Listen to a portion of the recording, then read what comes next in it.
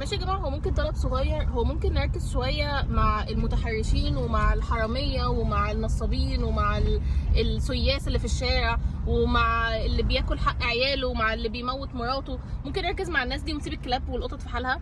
يعني بجد انا بقى كل يوم الاقي مسج على الجروب الواتساب بتاع العماره بيتكلموا فيه عن الكلاب او بيشتكوا فيه من الكلاب. انا خلاص، انا قلبي، انا مش قادره استحمل صدمات تانية. لسه كلب مسموم من كام يوم ولسه دفناه، مش مستحمله انه كمان الباقيين اللي تحت العماره كمان في دور على حد تاني فيهم. يعني هو خلاص بجد مشاكل الدنيا كلها خلصت ومفيش غير الكلاب والقطط.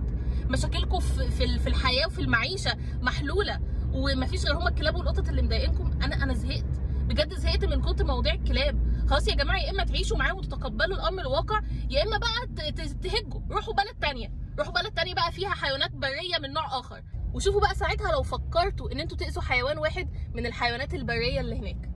لان احنا نروح نلتزم في البلاد التانية، نلتزم بقواعدهم وما نأذيش الحيوانات، لكن نيجي في بلدنا نحب قوي موضوع السم والقتل والشكوى، وكأن احنا مولودين في.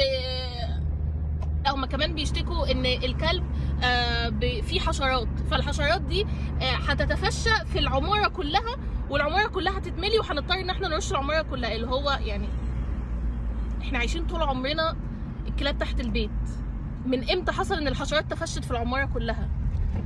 الناس بتشتكي بسبب ان الكلاب بتهوهو بصوت عالي.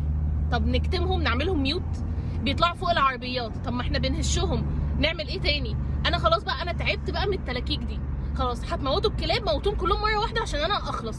بس بجد والله العظيم انا الكلاب اللي تحت البيت دي لو اتقتلت او لو اتسمت، انا خلاص هشيل ايدي من موضوع مساعده الحيوانات دي تاني، لانه انا جبت اخري وجبت كل حاجه ممكن تتعمل في الدنيا علشان اطمن الناس وعلشان اساعد الكلاب دي. عقمتهم وطعمتهم وبديهم جرعات ديدان وحشرات وبديهم جرعات الثماني والسعار. اعمل ايه تاني؟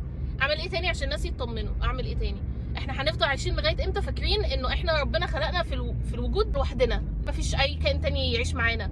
لغايه امتى هنفضل فاكرين كده؟ خلاص لو هو ده الاسلوب، فانا بقى كل حاجه عملتها لمصلحه الناس اللي ساكنين معانا في الشارع او في العماره او في المنطقه، ومن ان انا عملت مجهود في التعقيم والتطعيم وما زالوا هم عايزين يسموا الكلاب، خلاص سموهم، شيلوا الذنب.